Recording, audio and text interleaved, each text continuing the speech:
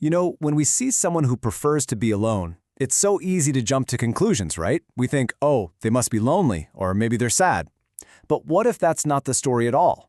Today, we're going to take a look inside the fascinating world of people who don't just put up with solitude, they actually thrive in it.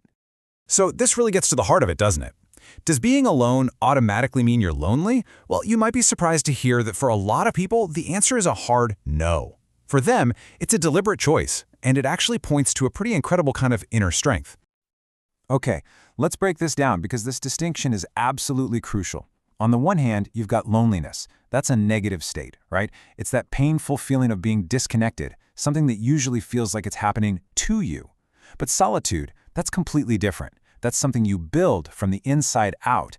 It's a conscious choice you make to find peace, and it becomes a real source of power. And here's a great way to think about it. Imagine your brain is like a smartphone. For some people, being in constant social situations is like having a dozen heavy-duty apps running all at once. It just drains the battery fast. So choosing to be alone isn't about running away from people. It's just a vital, necessary way to close those apps and plug back in to recharge. So with that in mind, we're going to explore 8 really fascinating and, yeah, sometimes misunderstood traits of people who find their power and balance in being alone. Let's dive in. First up, we're going to look at a group of traits that are all about self-preservation. You can think of these as the building blocks for creating a really strong and resilient inner world, kind of like an inner fortress. So, what are the building blocks of this inner fortress? Well, it comes down to 4 key things: how they protect their personal space, how they value their time, their strong self-confidence, and just being genuinely comfortable with themselves. So, let's start with the first one. For people who thrive in solitude, personal space isn't just about physical distance. It's an emotional and mental necessity. They're really good at setting clear boundaries. And this isn't about being secretive or shutting people out. It's actually a super effective strategy for them to manage stress and stay balanced. And this right here just nails it. Guarding their space isn't just some preference they can switch on or off. For them, it's a core need for their well-being. It's a quiet form of self-care. And honestly, it's one of their greatest strengths. And this idea of protecting their energy ties right into the next trait, their relationship with time. They have this incredible respect for it, not just their own, but other people's too. They just don't waste it on superficial stuff or relationships that drain them. Instead, they're focused, they're usually on time, and they pick things that genuinely add value to their lives. That's not being picky, that's just a sign of maturity. Now, this next one is huge, and it's all about where their confidence comes from. See, it's not built on likes or compliments or what other people think. It grows from a really deep sense of self-awareness. They know who they are, what they need, and that allows them to make their own decisions with this calm, stable sense of confidence. And that self-confidence leads us perfectly into the 4th trait. This quote says it all, doesn't it? Solitude isn't about the absence of other people. It's about the presence of yourself. For them, being alone is a time for renewal.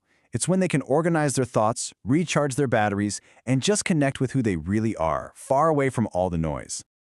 Okay, so we've seen how they build that inner fortress. Now let's shift gears and look at how they actually interact with the world around them. This next set of traits reveals a lot about how they observe and engage with everything, usually from a really unique and quiet perspective. So, how does this all play out in their daily lives? Well, we're going to look at 4 more key areas: their incredible loyalty, their unique brand of empathy, their super observant mind, and their fierce independence. So you might notice they don't have a massive circle of friends, but the relationships they do have are incredibly deep. For them, loyalty isn't just some nice quality, it's a core, non-negotiable principle. They're all about honesty and mutual respect, and they just have zero tolerance for betrayal or fake behavior. And what's really fascinating is where they often find this kind of pure connection. This quote points out that many of them find a deep sense of peace with animals or out in nature. And it makes perfect sense, right? There are no mind games, no judgment, no drama, just a simple, honest existence that really mirrors their own core values. Okay, so their empathy is something that often gets misunderstood. It's not that they don't feel for people, it's that they don't spread it thin across 100 casual acquaintances. Instead, they invest all of that emotional energy into the few people they truly care about. And for those lucky people in their inner circle, they are the most sensitive listeners and the wisest advisors you could ever ask for. Spending time in solitude really has a way of sharpening the mind.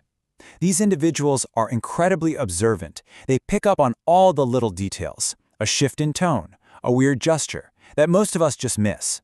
And this isn't just them being analytical, it's like their built-in drama detector. It helps them spot inauthenticity from a mile away and just steer clear of trouble. And this really sums up their whole strategy. To an outsider, they might look a bit detached or uninterested, but really, it's a quiet and super effective form of emotional intelligence. They'd much rather save their energy and keep their peace than get caught up in superficial interactions. So, after looking at all these traits, what's the big picture? What does this all add up to? Well, the key takeaway here is that what might look a little strange on the surface is actually a powerful sign of a very well-developed personality. In a word, it's emotional maturity. And this is really what that maturity looks like, isn't it? It's the ability to be genuinely happy in your own skin, to build those deep, meaningful connections without losing yourself in the process, and to just approach life with a thoughtful, mindful perspective. So if there's one thing you take away from all this, let it be this. Choosing solitude isn't a sign of sadness or being antisocial. It's a sign of strength. It's a clear indicator of self-knowledge, independence, and a kind of quiet power that is just so rare and so valuable in our noisy world today. So, as we wrap up, I'm really curious. Which of these traits hit home for you the most? Do you see a little bit of yourself in this description? Or maybe someone you know? Let us know down in the comments. If you found this insightful, or maybe even a little validating, we'd love it if you'd subscribe to the channel and give this video a like. We always love hearing from you. Thanks for watching.